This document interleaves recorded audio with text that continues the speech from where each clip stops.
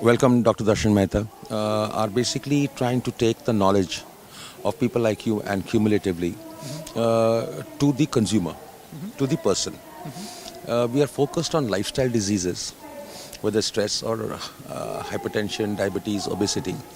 And we are trying to develop methods of whether it's packaged in a workshop form, in a talk form, you get admitted to a place for 10 days or whatever be the case.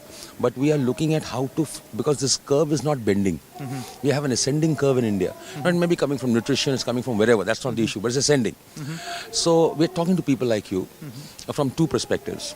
One is what is happening in the Western world with regard to lifestyle disorders. Where is the silver lining that you have seen which could possibly reflect within us in India? The other thing we are wanting to know is that in your areas of interest, I see a very interesting aspect written of behavioral change, which seems to be a big thing happening in lifestyle disorder at least. So we like to, I put all the questions for you, and you can now please address them as you feel the flow is. Okay. I think there are two important things you raised. One is, what's happening in the West. One of the interesting things, India has its own innate wisdom, often looks to the West for justification. So I can just say, with true humility that, we actually, in India, we do have the solutions, because it's almost the other way. The West has adopted them to some degree. They've recognized it, and part of it is through research.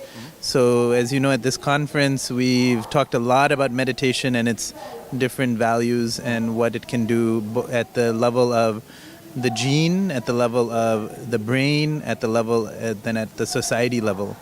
And we know comfortably now that when people begin to just adopt even the simplest practice, it has a profound effect on a society level. So we have to begin to think, how can we actually deliver this to the masses? And what is it going to take? And that, I think we're going to have to look to the people to find the answer. In the United States, what has happened is that now that we are educating our doctors, as someone who is a faculty at medical school, we talk to our doctors about lifestyle. And actually, our own medical students have recognized, because they're very smart, and they know that they're also human beings there, and they're maybe having suffering from similar problems. Yes, but they also recognize that the research is there. The older doctors have chosen to ignore the research, but the research is very compelling, and it shows that simple lifestyle changes make huge population effects, and that's what. So, for example, the research shows that having a plant-based diet is very good. Wow. And more in the United States, it's no longer it's actually considered that should be how we should be educating our patients to become more plant-based. Now, does that mean pure vegetarian? Probably not. But even if you make a shift, if someone who is eating meat 70% of the time and now they decrease it to 30% of the time, that's a big difference. And so that's one of the things that I think is very simple. And there's a lot. Second, we think about meditation. Many people think about meditation in a religious and spiritual context, and I don't take away from those origins. But for the common person, that's still a very hard concept, and we don't necessarily, there's a phrase in English that you don't want perfect to be enemy of the good. Right. So even if someone learns, if they're driving in their car in traffic and someone immediately goes, all of a sudden that anger comes up. Right.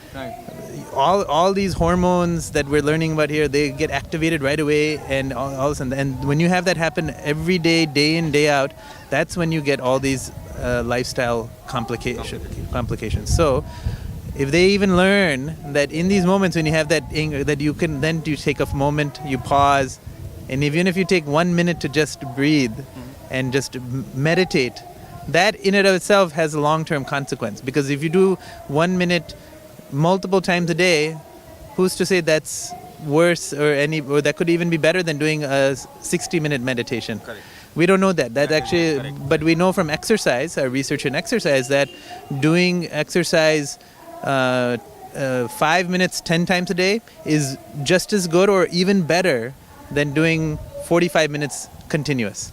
Oh, wow. So we have to rethink of how we actually are teaching some of these concepts, because this is, if you think about lifestyle, then lifestyle means that it's part of your life all the time, and that means you're not having to go somewhere, go to a cave and do meditation, or go to silent retreats. Again, all these things have benefit, not to say that they're not important, but for the common person, it's about what can I do day in and day out with the horns of the cars and with the, all the hustle and bustle. I have to be able to practice these. Or the daily challenges at the job. Of course, and and so I think those are the really important things. And then finally, it is important. I think government and wealthy individuals, people who are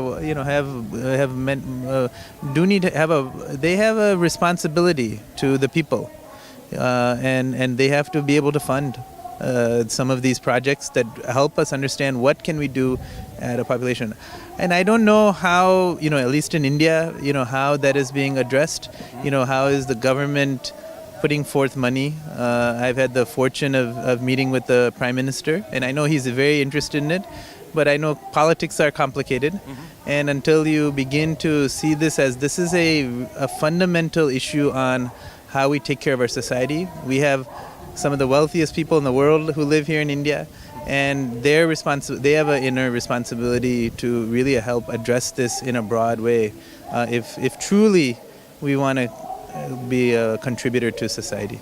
Dr. Mehta, I would like to ask, you are at a pinnacle in terms of a very, very prestigious organization like Benson Henry.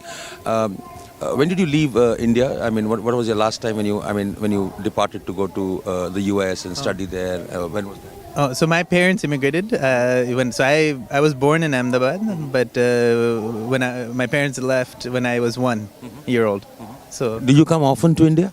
I come usually every 4 or 5 years. In the past 2 years, I've been able to come 3 times, so it's been really lovely to be able to address. With regard to what are the key 3 things that you observed in terms of a huge change that you see, even if you do, let's say 1, 2, 3, when you now observe India, when you come intermittently, what are the changes you have observed? Well, I think there's no question that people live more stressed lives. There's no question about it. Obviously people have financial worries and financial pressure, and that's similar to many contexts in the world. Second, we know that there's lifestyle disease. It's obvious. It's you see it around you. We actually probably, while I know there are always people who don't get enough food, but the problem in India is that most people are getting too much food, and low quality food. And so we haven't done a good job of educating our public.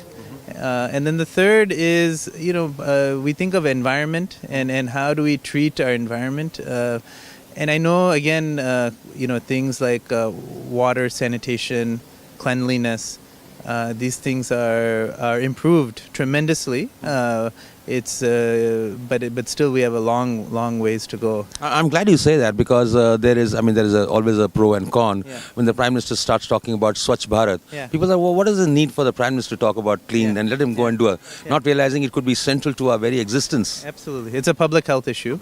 Yeah, there's no question about it. I mean, and again, this is, if we actually we continue to do this, then, even at this conference, we have water bottles, and why would we need any of that? Right? But why are we doing it? Because, maybe the water is contaminated, so that's why we should make sure we have these, So I think then all of a sudden that has an impact that reduces waste. We talk about, we're in the holy city here, and the Ganges River, it's at least here it doesn't seem but downstream it's very polluted, right? So that's a tragedy. That is a true tragedy of when you have such a important spiritual place that we on one hand say, this is the most spiritual place. People will buy the water to get from here, and yet parts of the river, it's the dirtiest water in the country. So I just want to ask you another. It's very interesting what you're saying, and believe me, Yeah. I'm getting so intrigued by what you're saying. I'm forgetting to even ask you the kind of questions I wanted to, Yeah. but I'll try to recall. At Benson Henry, Yeah. I'm sure the research on adaptation and adoption of ancient sciences of Yeah. India into the modern medical practice. How long did it start, and where has it reached in terms of velocity and Yeah. depth? Yeah. So, Dr. Herbert Benson was actually originally was influenced tremendously by the Maharishi, Mahesh Yogi, and his original work started at that time. And so the science at that time was, he did the best science with the technology he had available then. Today it's, our science has advanced tremendously. And so we're using the advances in science to, again, validate what are the ancient rishis, sages, seers were describing. But now we have a new set of language that we can use to describe their experience. But this is about the personal experience. And I think, so what has happened in United States is that when you can use some of this new vocabulary, all of a sudden doctors, physicians, the medical students, the medical community at large, they cannot ignore it because it is very relevant to the understanding of science. Right. And so that becomes, to me, that's where we are. So it is moving fast-paced to the degree that even at Harvard Medical School, where I'm a faculty member, the students themselves have demanded to the dean and the chancellor of the institution that we need some training in meditation. Yeah, wow. And so as I said in my comments yesterday, the students have the greatest power here. Here we may, it doesn't mean you don't respect your teachers, but if the students unite and say that, yes, this is important and this is part of good science, the faculty can't say no. This is very good insight, very good insight. I just wanted to ask you that we have the youth here, Yeah. and you're observant as you come intermittently. Yeah. And then we have the youth in the US, Yeah. which you are Yeah. staring almost every day. Yeah. What are the adoptions Yeah. they have done? For example, have they changed a lot in nutrition? Yeah. Have they changed a lot in yoga practice? Yeah. Have they done a lot? So if you break it down, Yeah. where has the adoption happened the most? Yeah. The most right now, at least in our local area, has been with nutrition. So the students themselves demanded that our cafeteria provide for healthier choice. So the administration and the deans and they all had no choice. So on one hand, we're talking about being healthy, teaching, and yet we don't have healthy choice. So again, that has been the biggest place. Second, as I mentioned, is they do want to learn about stress reduction and really learn how can we have this in our day-to-day lives. But it has to be practical. This is like they have so many pressures of obviously learning. When you're seeing patients, there's so many pressures that are put upon them. So really, and we're learning too. As somebody who's a faculty, I don't know yet what the right answer is. But long as I choose to learn with my students, we'll come up with a better plan. Dr. Darshan, I don't want to hold you back. You have important sessions to attend, but I'll leave you with a request. Yeah. Of course, I thank you. Yeah. I thank you from the bottom of my heart. We took our time. I'd like to leave you the request. We are basically passionate at our end to take the kind of opinion, the kind of changes that you and many others can put together is to be part of our journey. Yeah. We will write to you and we'll see that we keep you engaged in the Indian context. Because I think over here we have an epidemic situation with the kind of volumes we're dealing with and the kind of support structure that we're seeing. So the solution is not lying in impacting slowly. Yeah. I think there is something required that bursts the bubble fast. Yeah. Otherwise we are really heading somewhere which will go totally out of control. Yeah. So thank you very much again. Thank you. No, thank you. Thank you.